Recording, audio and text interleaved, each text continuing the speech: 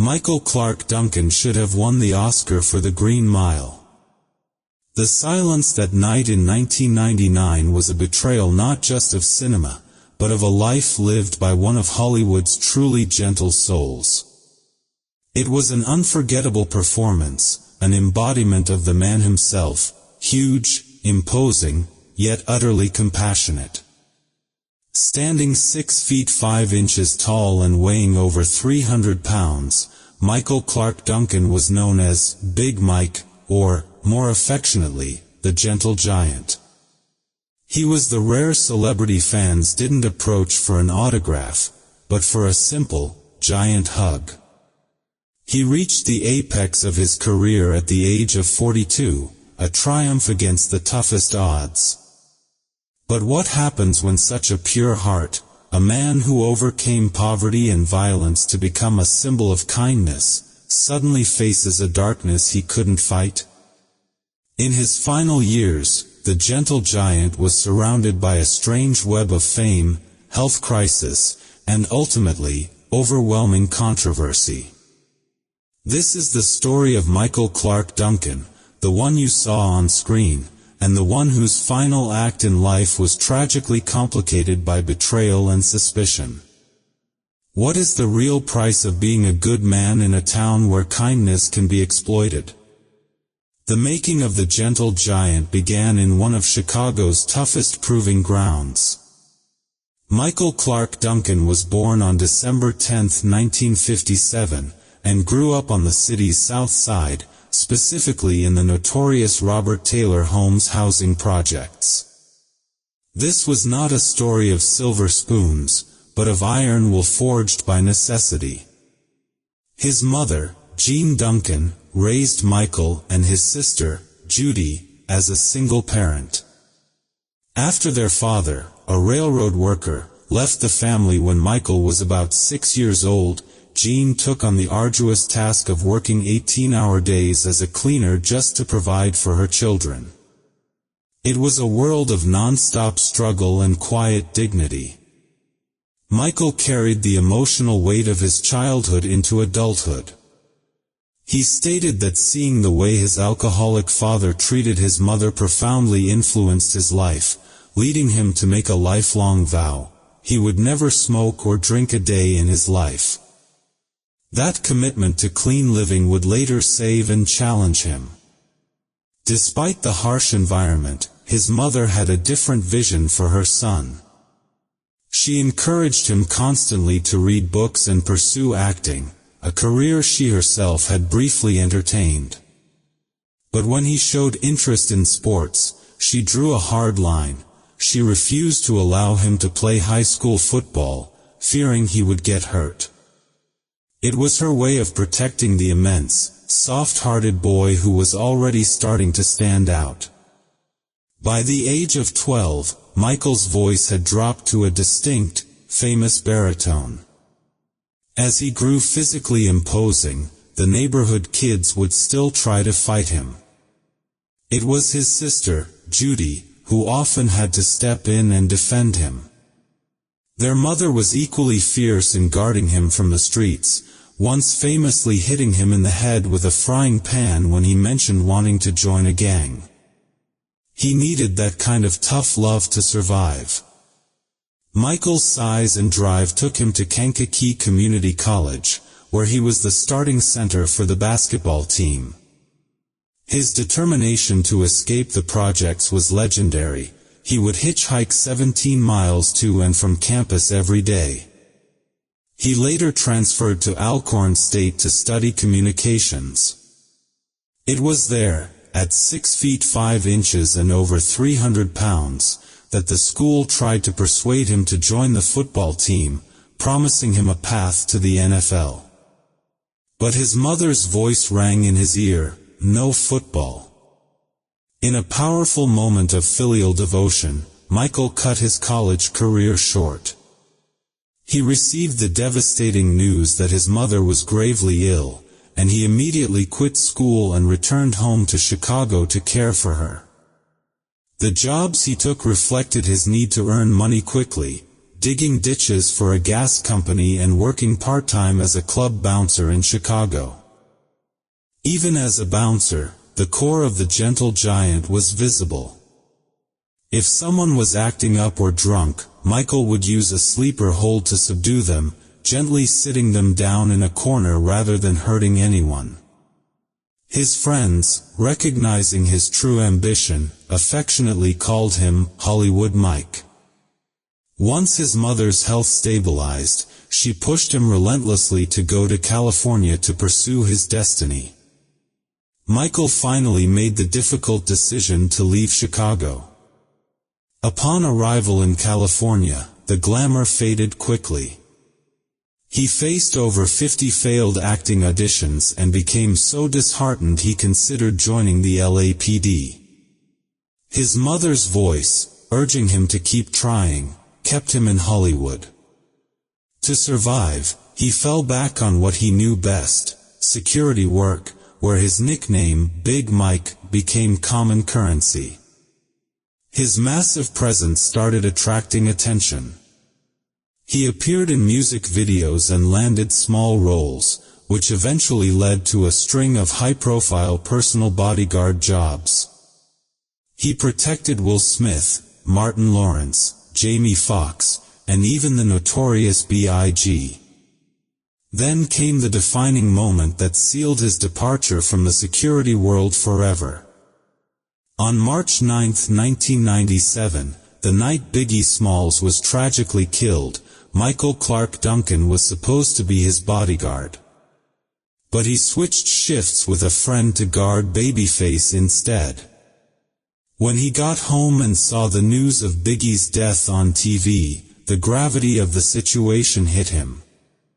He realized that due to his protective posture, he would have been right beside Biggie in the car and likely shot and killed. That night, the illusion of safety shattered. He quit security immediately, recognizing the toxic danger of the East Coast/West Coast beef. The protector was ready to become the performer. In 1999, the world met the fictional John Coffey, and through him, the real Michael Clarke Duncan. The film, The Green Mile, was a massive success, grossing over $280 million at the box office and garnering multiple award nominations.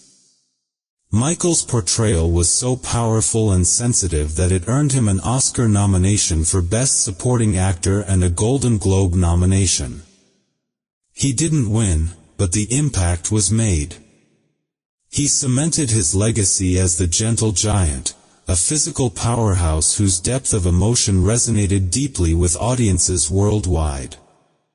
His success redefined the trope of the imposing black man in Hollywood, injecting it with empathy and grace. Interestingly, this very role sparked controversy among some black institutions, who initially considered boycotting The Green Mile. They argued that the character of John Coffey, a massive black man accused of raping and killing a white person, yet later revealed to be an innocent, magical figure, reinforced harmful racial stereotypes. Michael, however, navigated this criticism, letting the power of his performance speak for itself, transforming a stereotype into a symbol of purity and sacrifice. His career exploded. He quickly reunited with Bruce Willis in The Whole 9 Yards, 2000, which grossed $110 million. He appeared in Planet of the Apes, 2001, grossing $360 million, and The Scorpion King, 2002, where he met and befriended the wrestler The Rock. Michael was a physical powerhouse, but he was willing to push his body even further for a role. For his part as the villain Kingpin in the Marvel film Daredevil, 2003, he faced an unusual challenge. First, the Kingpin character was traditionally a white man, making his casting a groundbreaking choice. Second, at 300 pounds, the producers demanded he gain an extra 40 pounds to fit the character's physique. He achieved this through a diet of bad food, fast food burgers and steaks, and heavy powerlifting, a move that led to rumors of steroid use, which he denied. Beyond the screen, his famous deep baritone voice became a fixture in animation and gaming. He starred as Otis in the classic Welcome Home Roscoe Jenkins and voiced characters in hugely successful films like Kung Fu Panda, which grossed over $600 million. Michael Clarke Duncan was not just an actor, he was a recognizable voice, a presence, and a success story that validated the pursuit of a dream, no matter how late in life. The physical demands of Hollywood and the relentless pace of a late-blooming career began to take their toll. The first subtle signs of trouble were easily missed. Michael started experiencing fainting spells, what doctors call syncopal episodes. He would pass out and faint for no apparent reason. The crisis escalated when he woke up one day after a fainting episode and called an ambulance. The doctors delivered sobering news. His heart was struggling, and he was suffering from low blood pressure, low blood sugar, and dehydration, all of which could cause serious cardiac problems. The man who had been the picture of physical strength and size now required a pacemaker. The diagnosis that followed was frightening. He had sarcoidosis Tim, cardiac sarcoidosis. This was the same condition that had claimed the life of comedian Bernie Mac, but Michael suffered from a rare form that specifically attacked the heart. He realized the 5 minutes he spent without oxygen during those episodes were the outer limit before permanent brain injury was likely. Faced with this immediate threat, Michael Clarke Duncan made a radical, life-altering decision. The gentle giant became a health fanatic. He became a vegetarian, losing over 90 pounds, and committed to working out religiously. In a dramatic gesture of commitment, he famously threw away $5,000 worth of meat from his refrigerator. This pivot was fueled not just by a desire for health, but by his lifelong love for animals. He owned 5 cats, 2 dogs, a chinchilla, and fish. The new, healthy chapter in his life introduced him to a new personal connection. At the age of 51, he met reality television personality Omarosa Manigault at a Whole Foods grocery store in Los Angeles, fittingly in the produce section. Omarosa was already known for her contentious past on The Apprentice and her political roles in the Trump and Clinton administrations. The relationship developed quickly, but the festive season of 2011 brought a subtle alarm. Michael invited his family, his mother, sister Judy, niece, and nephew, to his house for Christmas. It was meant to be a joyous occasion, but it became the last time his family saw him healthy. During the party, the family noticed something was deeply wrong with Michael Clarke Duncan. He was slurring his words, stumbling, and not acting like his normal, vibrant self. He excused himself, stating he was tired and unwell, and retreated to his room, missing the Christmas gift opening. For the family, this behavior from the always present and loving Michael was deeply strange and unsettling. Unbeknownst to his family, Michael was preparing for a final, tragic act. Just months before the sudden escalation of his health crisis, the gentle giant made a critical change to his will. He wrote his entire family out of it and left the majority of his estate to his fiancée, Omarosa Manigault. It was a decision that would plunge his memory into chaos and suspicion after his death.